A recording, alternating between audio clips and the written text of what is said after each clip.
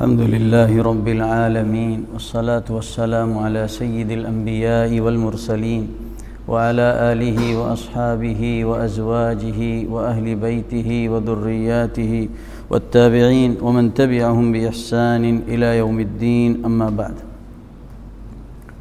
فأعوذ بالله من الشيطان الرجيم بسم الله الرحمن الرحيم وذكر فإن الذكرى تنفع المؤمنين صدق الله العظيم۔ محترم و مکرم یہاں کے اہل علم حضرات اور امام مسجد حاضہ حضرت مولانا عبد المغنی ندوی صاحب اور اس جلسے کے مہمان جناب مولانا بن نور صاحب اور اس مسجد کے سیکریٹری اور صدر صاحبان اور میرے عزیز بچوں بزرگوں، ہم اس وقت اللہ کے گھر میں جمع ہیں اور اللہ کو اپنے گھر میں جمع ہونے والے بندوں سے بڑی محبت اور بڑی الفت ہوتی ہے۔ اسی لیے حدیث میں آتا ہے کہ اللہ ان لوگوں کا تذکرہ اپنے پاس کے فرشتوں کے درمیان فرماتے ہیں۔ یہ علامت ہے کہ جو اللہ کے گھر میں اللہ کے دین کے نام پر اور اللہ کی کتاب کے نام پر اور اللہ سے متعلق کسی چیز کے مذاکرے کی بنیاد پر جمع ہوتے ہیں، اللہ تعالیٰ ان لوگوں سے محبت فرماتے ہیں۔ تو ہم اطمینان رکھیں کہ اس وقت ہمارا یہاں جمع ہونا یہ اللہ کے لیے ہے، ہم کسی کی زور زبردستی جمع نہیں ہوئے ہیں۔ ہم اس لیے جمع ہوئے ہیں کہ رمضان المبارک کے تعلق سے قرآن مجید کی روشنی میں، حدیث کی روشنی میں باتیں ہم سنیں گے اور سن کر ایک نیا جذبہ اور نیا ولولہ لے کر کے ہم یہاں سے رخصت ہوں گے۔ باتیں بہت ساری پہلے بھی کہی جا چکی ہے اور بار بار کتابوں میں پڑھی بھی جاتی ہے، نمازوں کے بعد سنائی بھی جاتی ہے، لیکن بعض دفعہ اس کی طرف توجہ کم ہو جاتی ہے، دھیان کم ہو جاتا ہے، تو اس کے لیے اہتمام کے ساتھ اور خصوصیت کے ساتھ ان باتوں کی طرف متوجہ کرنے کے لیے مجلس منعقد کی جاتی ہے۔ تو رمضان المبارک کا مہینہ، بہت سارے مہینے ہیں سال بھر میں، 12 مہینوں کا مجموعہ ہے پورا سال، اور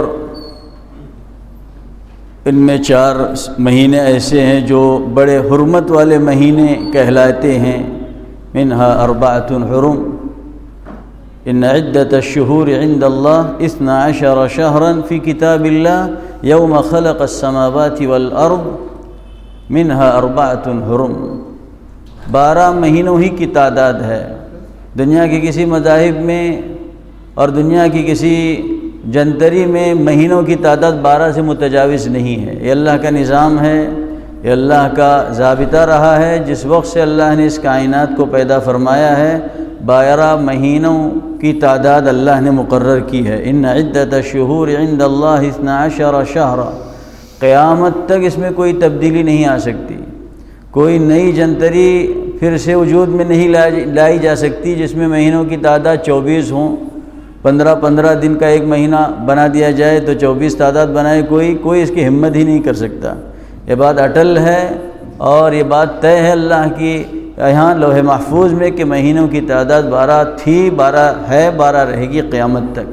اور یہ 4 مہینے جسے ذوالقعدہ، ذوالحجہ اور محرم اور رجب کا یہ سلسلہ ہے، 4 مہینوں کا سلسلہ، اللہ نے اس وقت سے ہی اشہر حرم قرار دیا ہے اور قیامت تک یہ مہینے حرمت والے مہینے ہوں گے۔ فلا تظلموا فیہن انفسکم، اللہ نے تاکید کی ہے کہ ان مہینوں میں گناہ کا کام مت کرو، فلا تظلموا فیہن انفسکم۔ اور ان 12 مہینوں میں ایک مہینہ ایسا ہے جس کا اہتمام کے ساتھ قرآن مجید میں تذکرہ آیا ہے، اور کسی مہینے کا اس اہتمام کے ساتھ، اس کے نام کے ساتھ قرآن مجید میں تذکرہ نہیں آیا ہے۔ اور اللہ نے اس کا تعارف اس طرح کیا ہے، شہر رمضان الذی انزل فیہ القرآن، رمضان کا مہینہ، اب فوراً تعارف اس کا ہوا الذی انزل فیہ القرآن، رمضان کے مہینے کی اہمیت اجاگر کی گئی، بیان کر دی گئی کہ اس لیے یہ اہم ہے کہ اس مہینے میں قرآن مجید اتارا گیا ہے۔ لہٰذا ہم جب رمضان مبارک کے تعلق سے قرآن کی آیتوں میں غور کرتے ہیں تو رمضان کے روزے، رمضان کے اندر قرآن مجید کا اہتمام، قرآن مجید کے ساتھ رمضان کے اندر دعاؤں کا اہتمام، اسی آیت میں پہلے جہاں ہے یا ایھا الذین آمنوا کتب علیکم الصیام کما کتب علی الذین من قبلکم لعلکم تتقون، اے ایمان لانے والو۔ مفسرین فرماتے ہیں کہ یہ ندا اور یہ خطاب یا ایھا الذین آمنوا، جس کے دل میں ذرہ اور شمع برابر بھی ایمان ہے تو اسے چونک جانا چاہیے، ہوش میں آنا چاہیے کہ اہل ایمان کو خطاب کیا جا رہا ہے، کیا خطاب ہے، اور یہ بھی ہے کہ جو اس خطاب کے بعد جو حکم آ رہا ہے اس حکم پر عمل کرنا ایمان کی دلیل ہے، ایمان کی علامت ہے، گویا اعلان اس بات کا ہے کہ جو اس حکم پر عمل کرے گا وہ مومنین کی فہرست میں شامل ہوگا، اور جو اس حکم پر عمل نہیں کرے گا مومنین کی فہرست سے وہ خارج ہوگا۔ یا ایھا الذین آمنوا کتب علیکم الصیام کما کتب علی الذین من قبلکم، اے ایمان والو تم پر روزے فرض قرار دیے گئے ہیں۔ کتبہ کے انداز سے ہی معلوم ہوتا ہے کوئی نہیں چاہتا ہے روزہ رکھنا، کوئی نہیں چاہتا ہے بھوکا رہنا، کوئی نہیں چاہتا ہے پیاسا رہنا، کوئی نہیں چاہتا ہے خواہشات سے دور رہنا اور اپنی مرضی کے مطابق زندگی گزارنا۔ ہر ایک کے دل میں یہی بات ہے، جیسے اس سے پہلے کتب علیکم القتال وہو کرہ لکم، کتب کا لفظ ہی بتاتا ہے کتب علیکم القتال وہو کرہ لکم، وہو کرہ لکم، دشوار ہے تمہارے لیے، شاق ہے، تم پر شاق گزر رہی ہے یہ چیز، اس کے باوجود بھی تم پر فرض کیا گیا ہے۔ تو وہاں سے اس کی صراحت ہے، کتبہ کے ساتھ کرہن کا لفظ آیا ہوا وہو کرہ لکم، تو کتب علیکم الصیام کما کتب علی الذین من قبلکم، لیکن اس بوجھ کو سمجھنے اور اسے بوجھ سمجھنے سے اس طرح سے دور رکھا گیا کہ اسے تم بوجھ نہ سمجھو، اسے تم اپنے لیے کوئی مصیبت نہ گردانو، اس لیے کہ ایک ایسی چیز ہے جو تم سے پہلے کے ایمان لانے والوں پر بھی فرض قرار دی گئی ہے۔ تو میں یہاں بتانا ہی چاہ رہا ہوں کہ کتب علیکم الصیام کما کتب علی الذین من قبلکم لعلکم تتقون، تو روزہ فرض قرار دیا گیا، اور روزے کی فرضیت کی حکمت اور اس کی مصلحت بھی یہ بیان کی گئی کہ تمہارے اندر تقوی پیدا ہو جائے، اور یہی ایک مومن کا حاصل ہے، اور ایک یہی مومن کا مقصود اور مطلوب یہی ہے کہ دنیا کی زندگی میں اسے تقوی کے جوہر سے آراستہ ہونے کا موقع مل جائے، تقوی کی صفت سے متصف ہونے کے لیے اور تقوی کے وصف سے متصف ہونے کے لیے اللہ نے روزے کو فرض قرار دیا گیا ہے۔ اس لیے اس رمضان کی آمد پر اہل ایمان خوشی کا اظہار فرماتے تھے، اور حدیث میں بھی اس کا تذکرہ آیا ہے کہ رمضان سے بڑھ کر مومنوں کے لیے اور کوئی مہینہ نہیں ہے، ما اتی علی المسلمین شہر خیر منہ، اور منافقین کے لیے اس سے بدتر کوئی مہینہ نہیں ہے، اس لیے کہ ان کے لیے ایک بوجھ ہے مہینہ۔ آج بھی وہ تصور کرتے ہیں کہ رمضان آ رہا ہے، گرمی کے موسم میں آ رہا ہے، پیاس کی شدت سے بلکنے اور تڑپنے کا موقع گویا آ رہا ہے۔ آج بھی جن کے دل میں ایمان نہیں ہوتا ہے، جن کے دل میں ایمان کا شمع اور ذرہ نہیں ہوتا ہے، وہ ڈر رہے ہیں، سہمے ہوئے ہیں کہ کیا ہوگا، پیاس لگی کہ کیا ہوگا، صبح کا ناشتہ نہیں، دوپہر کا کھانا نہیں، اور چائے نہیں، اور سگریٹ پینے والے وہ سگریٹ نہیں، اور دیگر لذتوں میں منہمک لوگوں کے پاس لذتوں سے محرومی کا گویا مہینہ آ رہا ہے۔ لہذا حدیث میں کہا گیا وَمَا مَرَّ بِالْمُنَافِقِينَ شہر شر منہ، منافقین کے لیے اس سے برا اور کوئی مہینہ نہیں ہے۔ تو رمضان کے ذریعے سے ایمان اور نفاق کا فرق سمجھ میں آتا ہے۔ گویا ایسی بھٹی ہے جس میں خالص سونا اور کھوٹا سونا کھل کر کے اس کا فرق سامنے آ جاتا ہے۔ مومن کون ہے اور منافق کون ہے، رمضان کے مہینے سے اس کی تمیز ہوتی ہے، اس کی تفریق، ان کے درمیان تفریق ہوتی ہے۔ لہٰذا اللہ کے رسول صلی اللہ علیہ وسلم رمضان کی آمد سے پہلے صحابہ کو رمضان کی آمد کی مبارکباد پیش کرتے تھے اور کہتے تھے اتاکم شہر رمضان، رمضان کا مہینہ آ رہا ہے۔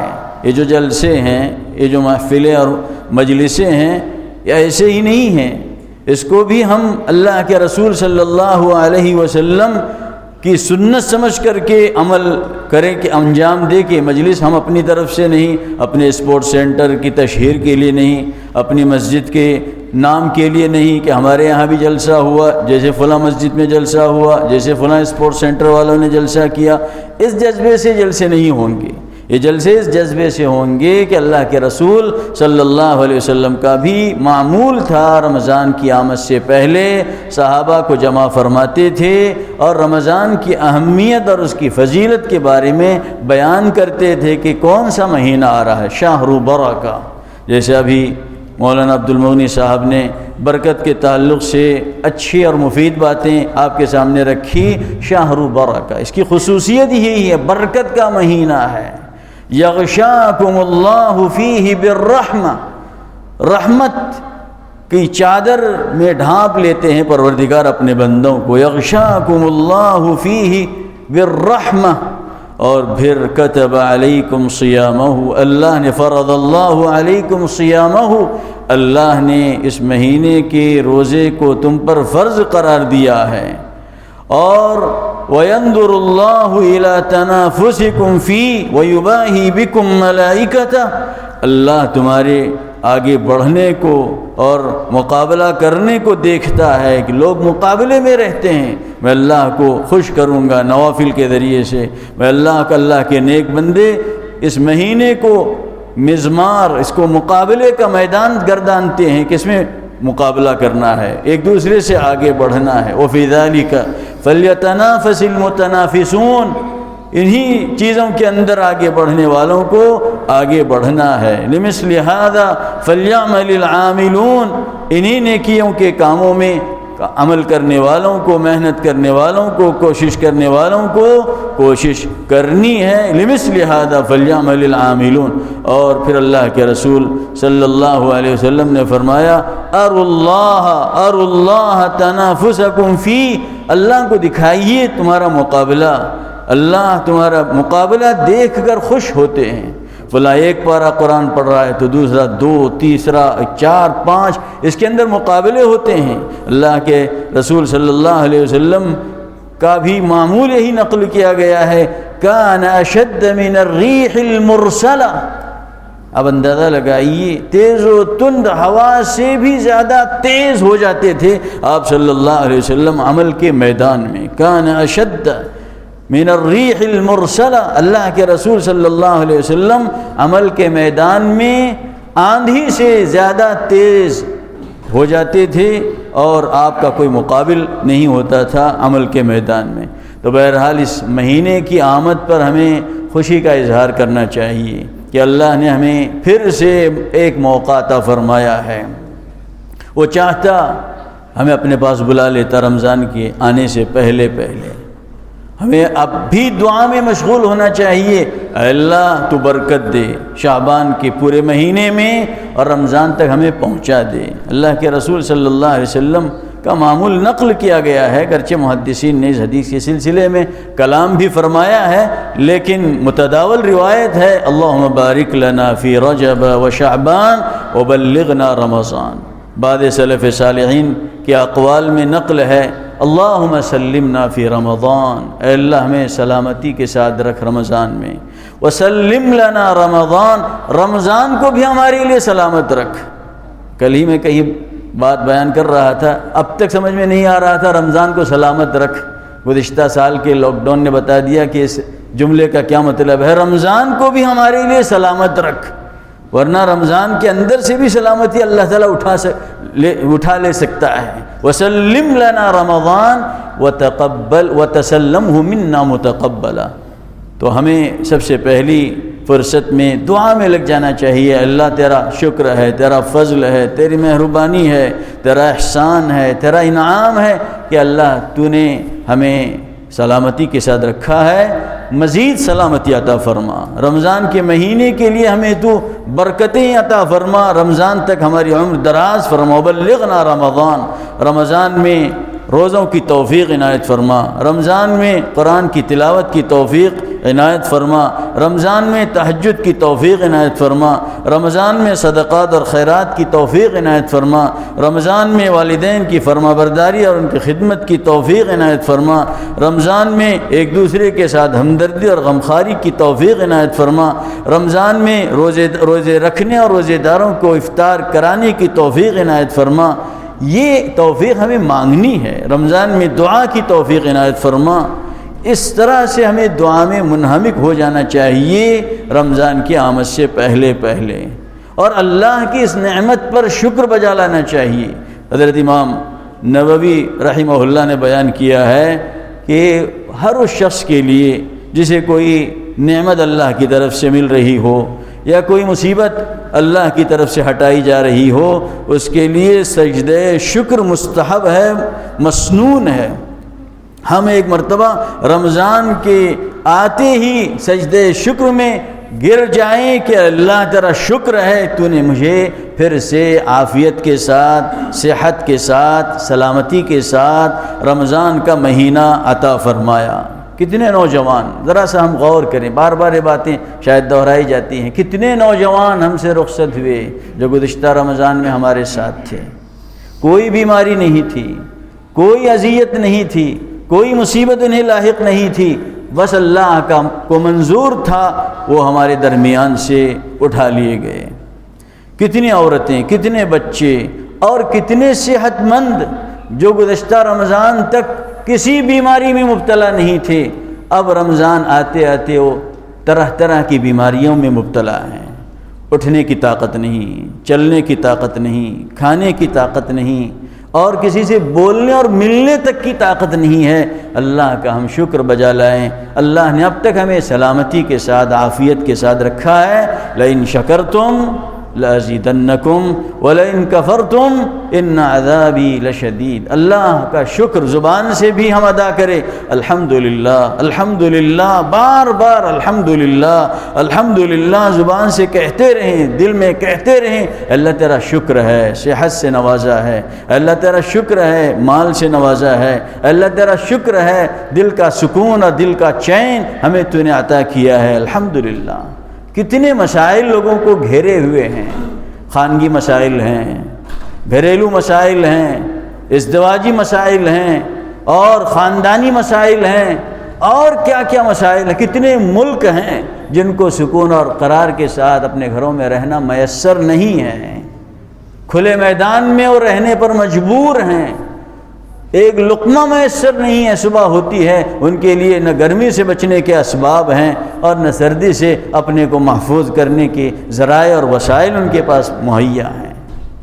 اچھے اچھے ممالک جو کل تک خوشحال تھے لیکن اللہ کے فیصلے سے اور اللہ کی مرضی سے وہ بدحالی کے شکار ہو چکے ہیں۔ ہم لوگ اخبارات سنیں، خبریں کیا کیا آتی ہیں، شام کی کیا خبریں ہیں، لیبیا کی کیا خبریں ہیں، اور عراق کی کیا خبریں ہیں۔ کل تک ارب پتی اور آج وہ بھیک پتی ہو چکے ہیں، فقر و فاقے کی زندگی گزارنے پر وہ مجبور ہیں۔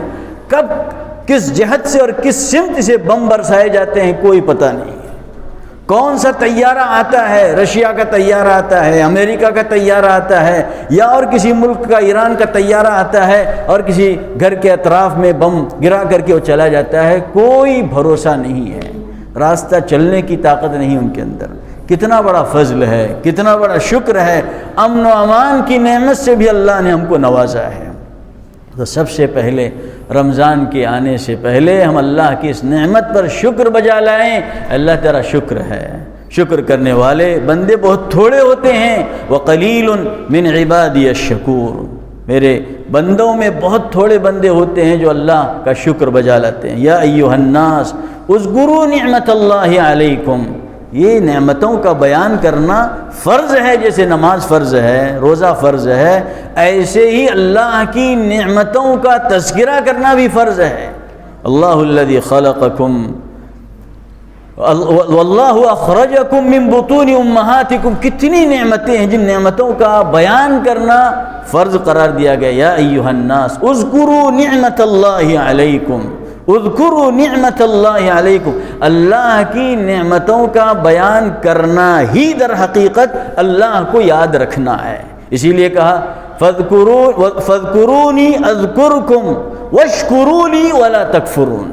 دیکھیے شکر بجا لانے کا حکم دیا گیا، اور اس سے پہلے کہا گیا کہ مجھے یاد کرو، میں تمہیں یاد کروں گا، اور میری نعمتوں کی شکر بجا لاؤ، ناشکری نہ کرو۔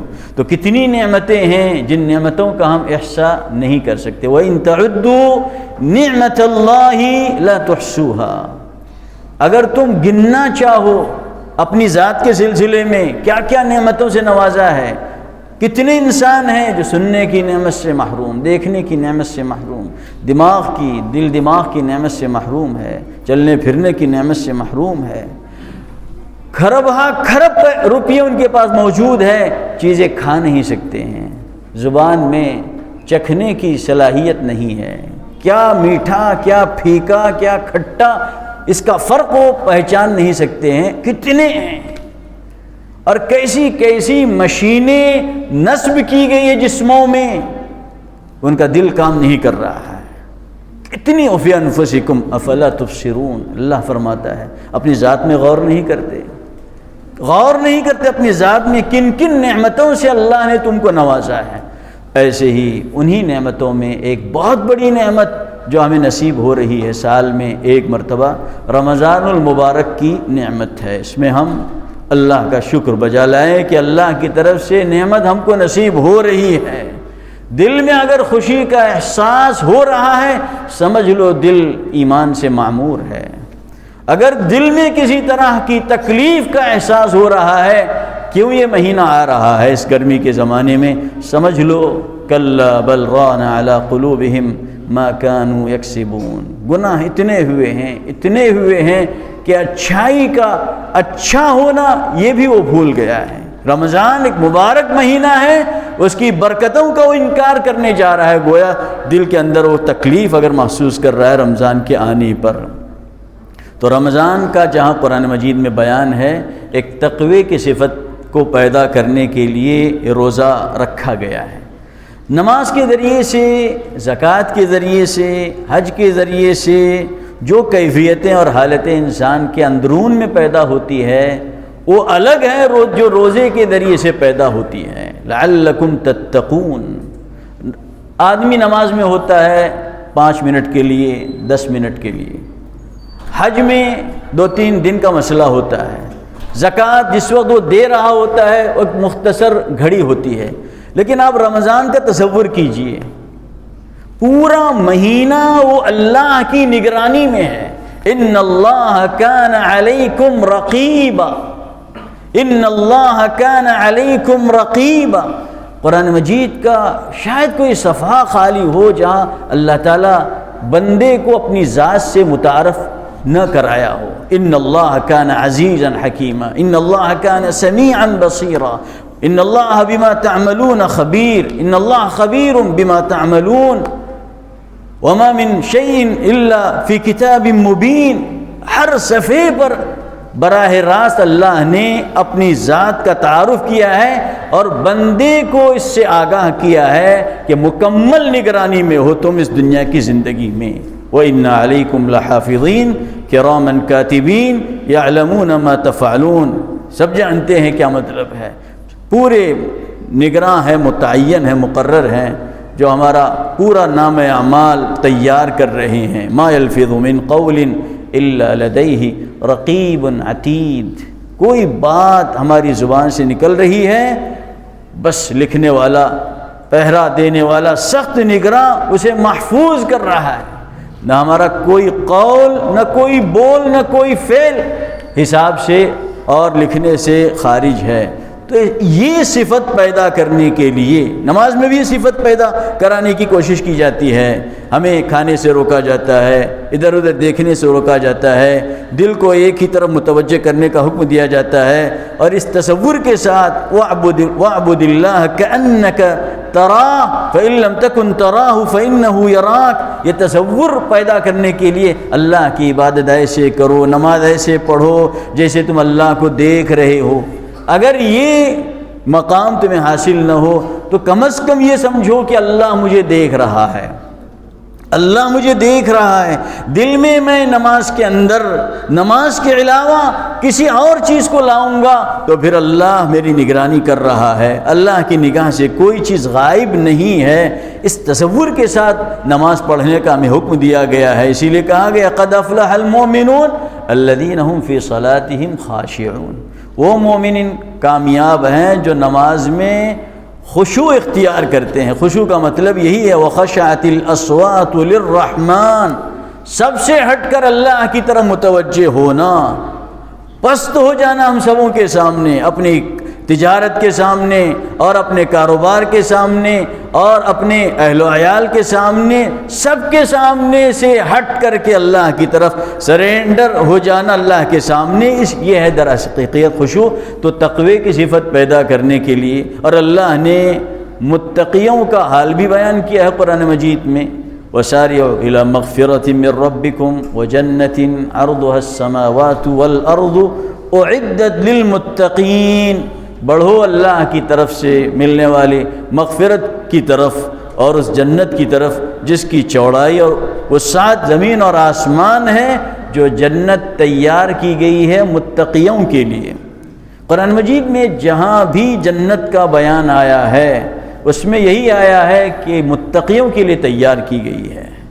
اور التقوی ہاہنا، اللہ کے رسول صلی اللہ علیہ وسلم نے ایک مرتبہ خطبے میں اشارہ کر کے فرمایا کہ تقوی کا محل دل ہے، التقوی ہاہنا، التقوی ہاہنا، واشار الی صدرہ، دل کے اندر ایک کیفیت پیدا ہوتی ہے جس کے بعد بندے کا اور رب کا ایسا رابطہ ہو جاتا ہے کہ پھر اس رابطے کے نتیجے میں اللہ کی وہ نگرانی میں رہتا ہے، ہر وقت یہی اس کے مد نظر رہتا ہے کہ ایک کام اللہ کو خوش کرنے والا ہے یا ایک کام اس سے اللہ ناراض ہونے والا ہے۔ اعدت للمتقین، دیکھیے پھر متقیوں کا بیان بھی آیا ہے، الذین ينفقون فی السراء والضراء والکاظمین الغیظ والعافین عن الناس واللہ یحب المحسنین۔ غور کیا جائے، ایسے امور ہیں جو نفس پر شاق گزرنے والے ہیں۔ الذین ينفقون فی السراء والضراء، حالات اچھے ہیں یا حالات اچھے نہیں ہیں، دونوں حالتوں میں خرچ کرتے ہیں۔ بعض دفعہ ہوتا ہے پیسے ہیں خوب، کروڑوں رکھے ہوئے ہیں، لیکن جو پروفٹ اس کو ملنے والے نہیں ملے خرچ کرنے سے ہاتھ روک لیتا ہے۔ مالداروں کا حال یہی ہوتا ہے، پیسہ کوئی بڑی منافع اور کوئی بڑا فائدہ اسے مل جاتا ہے تو خرچ کرنے کے لیے اس کا دل آمادہ ہو جاتا ہے۔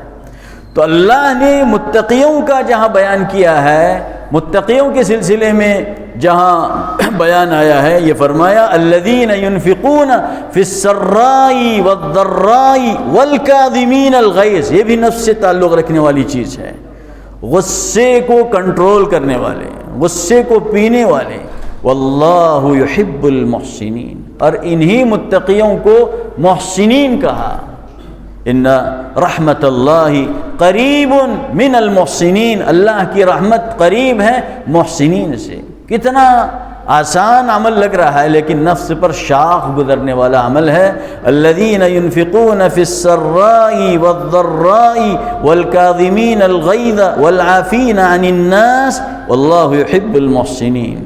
پھر متقیوں کی صفت یہ بیان کی، متقی وہ نہیں کہ جن سے گناہ سرزد ہی نہ ہوتا ہو، جن سے کوئی نافرمانی والا عمل سرزد ہی نہ ہوتا ہو، ایسا نہیں ہے، یہ تو فرشتوں کی خوبی ہے کہ ان سے کوئی مخالفت نہیں ہوتی ہے اللہ کی کسی حکم کی. والذین اذا فعلوا فاحشة او ظلموا انفسهم ذکروا اللہ فاستغفروا لذنوبهم ومن يغفر الذنوب الا اللہ ولم يصروا على ما فعلوا وهم يعلمون اولئک جزاؤهم مغفرة من ربهم وجنات تجری من تحتها الانہار خالدین فیہا. ایسے لوگ جب وہ اذا فعلوا فاحشہ کوئی بے حیائی کا عمل، کوئی غلط کام سرزد ہوتا ہے، او ظلموا انفسهم یا کوئی گناہ کا کام ان سے صادر ہوتا ہے، ذکروا اللہ، فوراً اللہ کو یاد کرتے ہیں کہ اللہ ہمیں دیکھ رہا ہے، اللہ ہمارا سب کچھ لکھ رہا ہے، انا کننا نستنسخ ما کنتم تعملون، اور اللہ کے یہاں سب کچھ محفوظ ہے. اس تصور کے ساتھ فاستغفروا لذنوبہم، پھر اپنے گناہوں کی معافی چاہتے ہیں. متقیوں کا حال بیان کیا گیا. تو یہ کیفیات اور یہ صفات پیدا ہوتے ہیں روزے کی برکت سے. آدمی غصے کو کنٹرول میں رکھتا ہے، جب اپنے نفس کو کنٹرول میں رکھ رہا ہے، نفس تقاضا کر رہا ہے کھانے کا، نفس تقاضا کر رہا ہے کسی چیز کے پینے کا، نفس تقاضا کر رہا ہے اپنی خواہش کے پورا کرنے کا، اب یہ انسان اس نفس کو اپنے کنٹرول میں لے رہا ہے. اب تجھے کھلایا نہیں جائے گا، اب تجھے پلایا نہیں جائے گا، اب تیری خواہش پوری نہیں کی جائے گی. آج اللہ کے حکم کو ملحوظ رکھا جائے گا. اس کیفیت کے ساتھ وہ گھنٹوں رہتا ہے، دن بھر رہتا ہے، تو پھر تقوی کی صفت اس کے اندر پیدا ہونی شروع ہو جاتی ہے. تقوی کی کیفیت اور حالت اس کے اندر پیدا ہو. اکیلا بیٹھا ہوا ہے، پیاس کی شدت محسوس کر رہا ہے، بھوک کی شدت محسوس کر رہا ہے، لیکن وہ کھانے کی طرف نہیں بڑھ رہا ہے، ٹھنڈے پانی کی طرف اس کا ہاتھ نہیں بڑھ رہا ہے. وہ اپنے آپ کو سمجھا رہا ہے اس وقت میرا پروردگار مجھے دیکھ رہا ہے، میں کھا نہیں سکتا. اب اس کیفیت کے ساتھ وہ 1 مہینہ گزرتا ہے صحیح کیفیتوں اور صحیح حالتوں سے، پھر وہ تیار ہو جاتا ہے متقی بننے کے لیے. لعلکم تتقون. روزہ بھوکا پیاسا رہنے کا نام نہیں. اسی لیے حدیث میں آتا ہے من لم يدع قول الزور والعمل به فليس لله حاجة ان يدع طعامه وشرابه. خالی ہم بھوکے پیاسے رہیں اور یہ تصور کریں ہم متقی بننے جا رہے ہیں، صرف کھانا پینا چھوڑنا یہ روزہ نہیں ہے، جھوٹ کا چھوڑنا. اسی لیے حضرت عبداللہ ابن جریر رضی اللہ عنہ غالباً فرماتے ہیں لیس الصیام عن الطعام والشراب والشہوة ولكن الصیام عن اللغو واللہو والرفث والباطل. کھانا پینا اور اپنی خواہش کا چھوڑنا یہ در حقیقت روزہ نہیں ہے. ہر غلط کام کا چھوڑنا، جھوٹ کا چھوڑنا، لہو لعب کا چھوڑنا اور فضول کاموں کا چھوڑنا یہ در حقیقت روزہ ہے. اسی لیے حدیث میں کہا گیا ہے رب صائم لیس له من صیامه الا الجوع رب قائم لیس له من قیامه الا السحر. کتنے روزے دار ہیں جو صبح سے شام تک بھوکے پیاسے رہتے ہیں، لیکن بھوکے پیاسے رہنے کے علاوہ اور کوئی فائدہ نہیں ان کا. غیبتوں میں لگے ہوئے ہیں، حرام کاموں میں لگے ہوئے ہیں، دھندے اور تجارت میں جھوٹ بول رہے ہیں، دھوکہ دے رہے ہیں اور رشتے ناطے توڑ رہے ہیں، لوگوں کی دشمنیاں اور عداوتیں دلوں میں رکھ کر گھوم پھر رہے ہیں، کوئی پرواہ نہیں ہے. تو رب صائم لیس له من صیامه الا الجوع. اور تہجد بھی پڑھ رہے ہیں، تراویح بھی پڑھ رہے ہیں، لیکن جن کاموں سے رکنے کے لیے کہا گیا ہے ان کاموں سے نہیں رک رہے ہیں تو پھر ان کا کوئی روزہ ہی نہیں ہے. اسی لیے حدیث میں آتا ہے اتق المحارم تکن اعبد الناس. حرام کاموں سے بچ رہیے، سب سے بڑے عبادت گزار بنیں.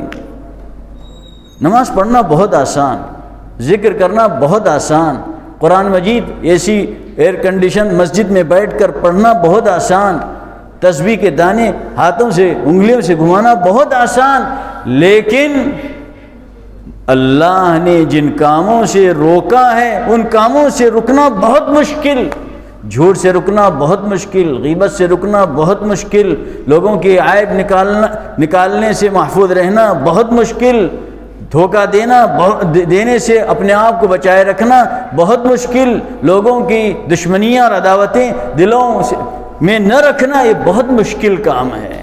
اسی لیے اللہ نے صاف کہا ہے یوم لا ينفع مال ولا بنون الا من اتى الله بقلب سلیم، بعمل کثیر نہیں کہا۔ وہ شخص قیامت کے دن کامیاب ہے جو قلب سلیم کے ساتھ آئے گا، قلب سلیم کے ساتھ۔ آپ نے صحابی کے تعلق سے واقعہ سنا ہوگا جن کے بارے میں رسول اللہ صلی اللہ علیہ وسلم نے کہا کہ ایک ایسا شخص آ رہا ہے جو جنتی ہے۔ صحابہ پریشان ہو گئے، یہ کون عمل کرنے والا شخص ہے، کیا عمل اس کے اندر پایا جا رہا ہے؟ تو پھر تحقیق کے بعد اس نتیجے تک پہنچا گیا کہ کوئی زیادہ اس کی تہجد نہیں، کوئی زیادہ اس کی نمازیں نہیں، بس اس نے یہ عہد کر لیا تھا کہ میں اللہ کے لیے اپنے دل کو صاف رکھوں ہر مومن کی عداوت سے اور دشمنی سے۔ من اتی اللہ بقلب سلیم۔ اسی لیے صبح یہ پیر اور جمعرات کو اللہ کے دربار میں دفتر پیش ہوتے ہیں بندوں کے، ان دفتروں میں وہ دفتر ریجیکٹ کیے جاتے ہیں ان لوگوں کے نام اعمال جن کے دلوں میں لوگوں کی عداوتیں اور دشمنیاں رہتی ہیں، اور کہا جاتا ہے کہ انہیں مہلت دے دیجئے یہاں تک کہ وہ آپس میں مصالحت کریں۔ شعبان کی 15ویں رات میں جس کے بارے میں کہا گیا ہے کہ اللہ انتہائی قریب ہوتے ہیں اور لوگوں پر رحمت کی نگاہ ڈالتے ہیں، ایسے انسان کو مستثنا رکھ دیتے ہیں جو انسان کسی سے دشمنی اور عداوت رکھ رہا ہو۔ تو رمضان آ رہا ہے تو تقوی کی صفت پیدا کرنے کے لیے جن کاموں کا کرنا ہمیں درکار ہے ان کاموں کو ہم جان دیں۔ تقوی پیدا کرنے کے لیے ہی روزے کو مشروع کیا گیا ہے۔ اگر روزے کے ذریعے سے ہمارے دل میں گناہوں سے بچنے کا جذبہ پیدا نہ ہو پھر روزے کا کوئی فائدہ نہیں ہے۔ اب رمضان کے آنے سے پہلے ہم یہ پکا اور سچا ارادہ اور عزم کر لیں کہ رمضان آئے گا، گناہوں سے محفوظ رہیں گے، اور رمضان کے جانے کے بعد بھی ہم اللہ کی منع کردہ چیزوں سے بچ رہیں گے۔ اس کا ہم پکا اور سچا ارادہ کریں۔ اسی کا نام توبہ ہے۔ وَتُوبُوا إِلَى اللَّهِ جَمِيعًا أَيُّهَا الْمُؤْمِنُونَ لَعَلَّكُمْ تُفْلِحُونَ۔ توبہ ہاتھ منہ پہ مارنے کا نام نہیں ہے، ندامت کا نام، احساس شرمندگی کا نام توبہ ہے۔ اور توبہ جو کرتا ہے تائب من الذنب کمن لا ذنب لہ، گناہوں سے توبہ کرنے والا ایسا ہے جیسے اس کا کوئی گناہ ہی نہیں ہے۔ التوبۃ تجب ما قبلہا، توبہ تمام گناہوں کو ختم کر دیتی ہے۔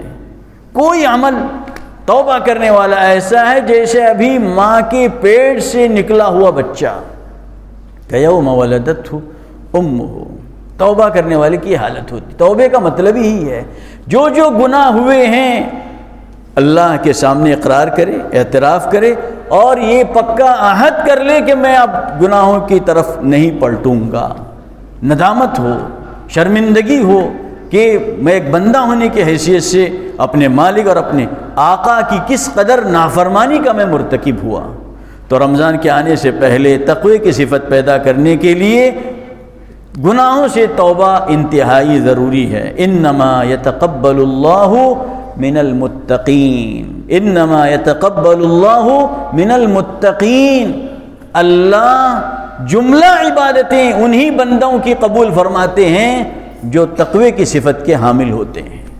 گناہوں سے بچنا نہیں، اسی لیے جسمانی نظام میں دیکھیے گولیاں آپ کتنی کھائیے، ڈاکٹر نے جن چیزوں سے بچنے کے لیے کہا ہے ان چیزوں سے بچا نہیں جاتا ہے، پھر وہ گولیاں کارگر اور مفید نہیں ہوتی ہے۔ سب سے پہلے یہی سوال کرتا ہے کہ جو آپ کے لیے چیزیں منع کر دی گئی تھی ان چیزوں سے آپ رکے یا نہیں۔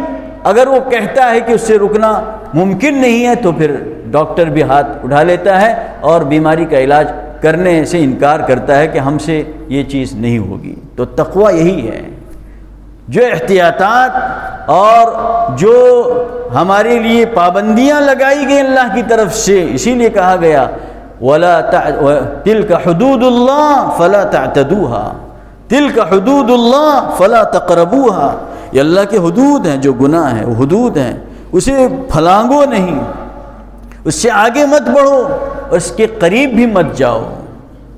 اسی لیے آپ برتن آپ کے پاس کتنا ہی بڑا کیوں نہ ہو، سوراخ ہے اگر اس برتن میں تو پھر آپ کا کوئی پانی رکے گا نہیں، آپ کی قیمتی سے قیمتی چیز بھی اس میں نہیں رکے گی۔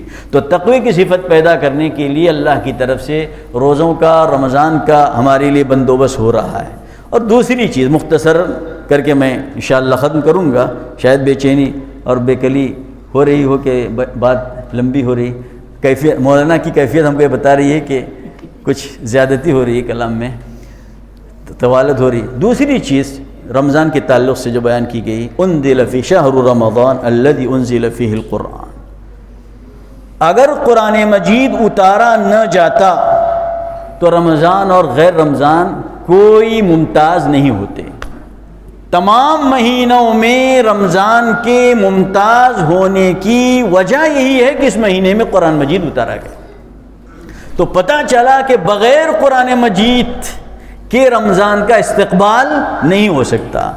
اگر آپ رمضان کا استقبال کرنا چاہتے ہیں، رمضان کو کارگر اور مفید سے مفید تر بنانا چاہتے ہیں تو قرآن مجید کو سنبھال کے رکھنا پڑے گا، قرآن مجید سے اپنا رابطہ استوار کرنا پڑے گا۔ بغیر قرآن کے مسلمان کا تصور نہیں۔ یہ قرآن مجید کیا چیز ہے جس کے لیے سید الاولین سید الآخرین کو بھیجا گیا۔ قرآن مجید اتارنا مقصود نہ ہوتا تو سید الاولین اور سید الآخرین کو بھی مبعوث نہ کیا جاتا۔ اسی لیے کہا گیا لتنذر بہ، آپ اسی لیے بھیجے گئے ہیں تاکہ اس قرآن مجید کے ذریعے سے قوموں کو ڈرائیں۔ یتلو علیہ هو الذی بعث فی الامیین رسولا منہم یتلو علیہم آیاتہ ویزکیہم ویعلمہم الکتاب والحکمہ، نبی کے مبعوث کیے جانے کا مقصد ہی یہی ہے کہ قرآن مجید پڑھ کر کے اپنی امت کو سنائیں۔ تو معمولی عمل نہیں ہے۔ رمضان کے مہینے میں ہمیں اللہ کے فضل سے تراویح کے اندر قرآن مجید کے سننے کا موقع مل رہا ہے۔ 8 اور 20 کے چکر میں نہ جائیے، اللہ کے کلام کو سننے کا موقع آپ کو مل رہا ہے، بڑے شوق اور ذوق کے ساتھ آپ حاضر ہو جائیے۔ آپ گھر بیٹھے نہیں سن سکتے، نماز کی حالت میں اللہ کی طرف سے آپ کے لیے بندوبست کیا جا رہا ہے قرآن مجید کے سننے کا۔ قرآن مجید زندگی میں نہیں ہے تو سمجھ جائیے نقصان اٹھانے والے اور گھاٹا اٹھانے والے لوگ ہیں۔ الذین آتیناہم الکتاب یتلونہ حق تلاوتہ اولئک یؤمنون بہ، جن کو ہم نے قرآن مجید عطا کیا ہے وہ قرآن مجید کو کما حقہ پڑھتے ہیں اور وہی اللہ کی اس کتاب پر ایمان رکھنے والے ہیں۔ ومن یکفر بہ فاولئک هم الخاسرون، جو قرآن مجید کا انکار کرتے ہیں، جو کما حقہ اس کی تلاوت نہیں کرتے ہیں، اسے نہیں پڑھتے ہیں، نہیں سمجھتے ہیں، نہیں سمجھاتے ہیں اور نہیں اس کے پیغام کو دوسروں تک پہنچاتے ہیں، تو پھر وہ اللہ کے یہاں نقصان اٹھانے والے ہیں۔ اتل ما اوحی الیک من الکتاب واقم الصلاۃ، دیکھیے اہمیت اس کی۔ نماز کے حکم سے پہلے تلاوت قرآن مجید کا حکم دیا گیا ہے، اسی لیے حدیث میں آیا ہے، جوڑ دیا گیا ہے القرآن والصیام، روزہ اور قرآن مجید یہ 2 سفارشی ہیں۔ روزے کے ساتھ قرآن کو، قرآن کے ساتھ روزے کو جوڑ دیا گیا ہے۔ کل قیامت کے دن روزہ کہے گا اللہ کے دربار میں نے اسے دن بھر کھانے پینے سے روکے رکھا، لہٰذا اس کے حق میں میری سفارش قبول فرما۔ اور روزہ اور قرآن کہے گا میں نے اسے آرام کرنے سے اور سونے سے روکے رکھا رات کے اندر، لہذا اس کے حق میں میری سفارش قبول فرمائیے۔ فیشفعان، اور حدیث بھی دیکھیے من صام رمضان ایمانا واحتسابا غفر له ما تقدم من ذنبه ومن قام رمضان ایمانا واحتسابا غفر له ما تقدم من ذنبه. پورا دن روزے سے جو رہتے، 1 گھنٹے کا روزہ نہیں، 2 گھنٹے کا روزہ نہیں، تو من صام رمضان کا حدیث کے الفاظ میں غور کیجئے آپ. جو رمضان کے مہینے کا روزہ رکھے گا ایمان کے ساتھ. کتنے غیر مسلم ہیں اپنی صحت کے لیے اور طبی فوائد کو ملحوظ رکھتے ہوئے روزہ رکھ رہے ہیں.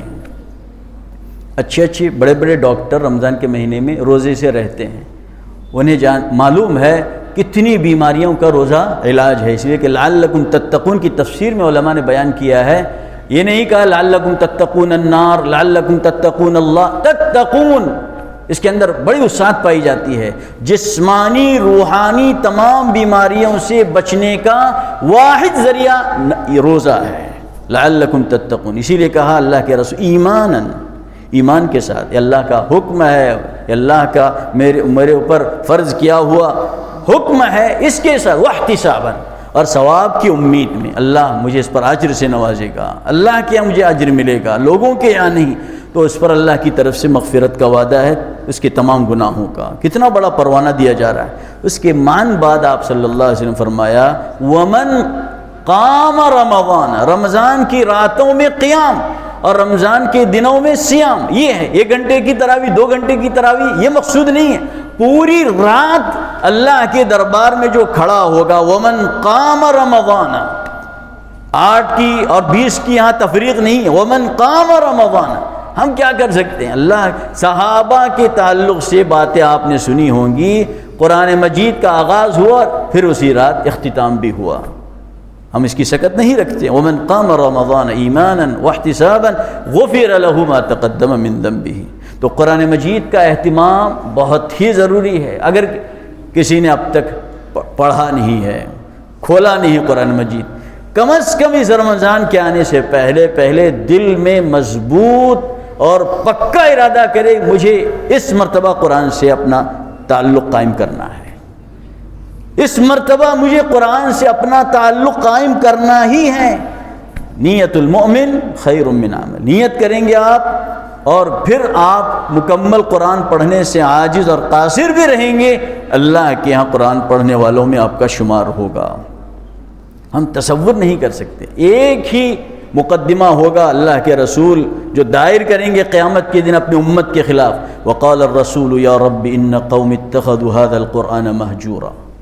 میری امت نے نماز چھوڑا، میری امت نے زکوٰۃ نہیں دیا، اور میری امت کے لوگوں نے روزہ نہیں رکھا. کوئی مقدمہ وہاں دائر نہیں ہوگا، اس لیے کہ تمام کاموں سے غفلت کی واحد وجہ یہی ہے ان قوم اتخذوا هذا القرآن مہجورا. فریق ہوں گے اللہ کے رسول ان لوگوں کے جنہوں نے قرآن کو پس پش ڈال دیا. ان هذا القرآن شافع مشفع وماحل مصدق من جعله امامه قاده الى الجنہ ومن جعله وراء ظهره ساقه الى النار.